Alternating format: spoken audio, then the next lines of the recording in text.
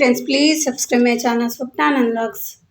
ఇప్పుడు మనం ఇంట్లో ఏమీ కూరగాయలు లేనప్పుడు ఉల్లిపాయ టమాటాతో సింపుల్గా బ్యాచిలర్స్ అయినా వంట రాని వాళ్ళైనా సింపుల్గా ఇలా తయారు చేసుకోవచ్చు. Ready to watch.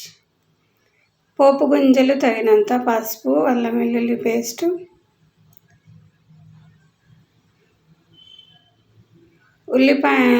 ఒక ఉల్లిపాయను పొడిగా కట్ చేసి పెట్టుకోవాలి. టమాటాలు ఒక 8 టమాటాలు పొడిగా కట్ చేసి పెట్టుకోవాలి. తర్వాత కొత్తిమీర పుదీనా నీళ్ళల్లో కడిగి వేసుకొని పెట్టుకోవాలి. తర్వాత స్టవ్ ఆన్ చేసుకొని మనం ఒక వెడల్పాటి గిన్నెను పెట్టుకొని 1 స్పూన్ నూనె వేసుకొని మనం తీసుకున్న పోపు గింజలు, జీలకర్ర, ఆవాలు,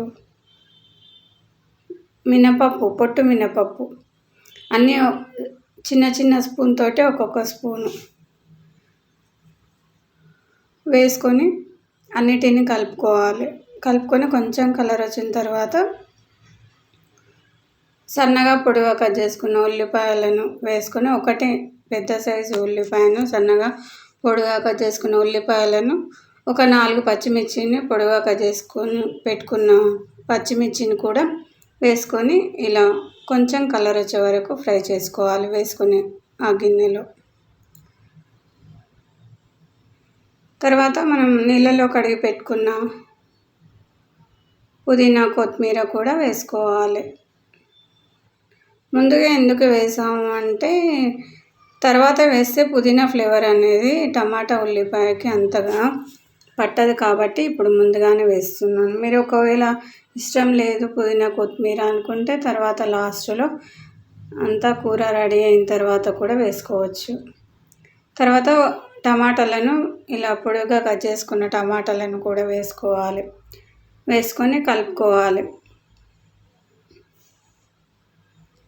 స్టవ్ని టమాటాలు ఉడికే వరకు పెద్ద మంట మీద ఉడికించాలి.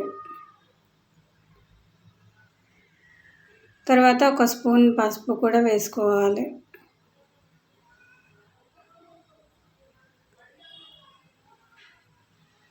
వేసుకొని కలుపుకోవాలి. టమాటాలు, ఉల్లిపాయలు అన్నీ కలిసేటట్టుగా కలుపుకోవాలి. 1 స్పూన్ అల్లం వెల్లుల్లి పేస్ట్ని కూడా వేసుకోవాలి. వేసుకొని అంతా కలిసేటట్టుగా కలుపుకోవాలి. స్టవ్ని మంట అనేది పెద్దగానే ఉంచాలి. ఎందుకంటే టమాటాలు, ఉల్లిపాయలు బాగా మగ్గాలి. మగ్గిన తర్వాత దగ్గరికి కొద్దిగా మగ్గిన తర్వాత చిన్నగా మంట సిమ్లో పెట్టుకోవాలి. ఇలా మొత్తం ఉల్లిపాయలు, టమాటాలను కలిపిన తర్వాత మూత పెట్టుకోవాలి. మూత పెట్టి ఉడికించాలి. మధ్య మధ్యలో మనం మూత తీసి టమాటా ఉల్లిపాయలను కలుపుతూ ఉండాలి. ఎందుకంటే మనం చూసుకోకపోతే కూర అనేది మాడిపోతుంది కాబట్టి మధ్య మధ్యలో కలుపుతూ మూత పెట్టి చూస్తూ ఉండాలి. ఇలా మూత పెట్టి ఒక 5 నిమిషాల తర్వాత మళ్ళీ మూత తీసి మళ్ళీ కలుపుకోవాలి.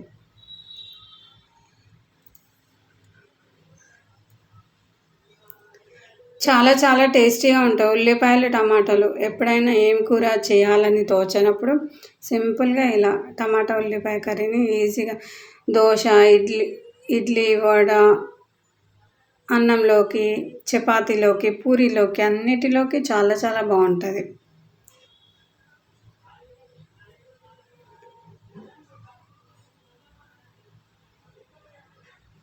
చపాతీ, అన్నంలోకి, పూరీలోకి అయితే ఇంకా టేస్టీ అయిన కర్రీ.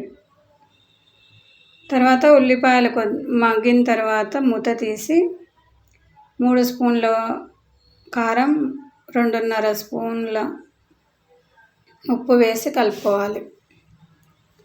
మీరు టేస్ట్ని తగ్గట్టు మీరు తినేదాన్ని బట్టి కారం, ఉప్పు వేసుకోండి.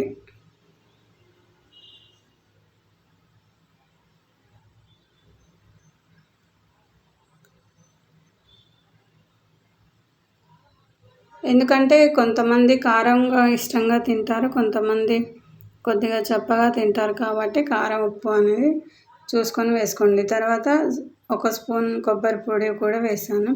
1 స్పూన్ ధనియాల పొడి వేసాను.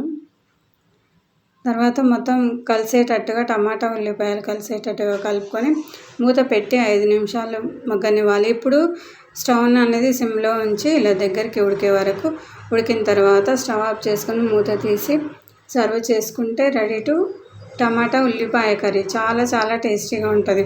ఒక్కసారి నా స్టైల్లో ఇలా ట్రై చేసి మీకు ఎలా కుదిరిందో కూడా కామెంట్ చేసి చెప్పండి. Thanks for watching. Like and share. మీ ఫ్రెండ్స్కి రిలేటివ్స్కి షేర్ చేయండి.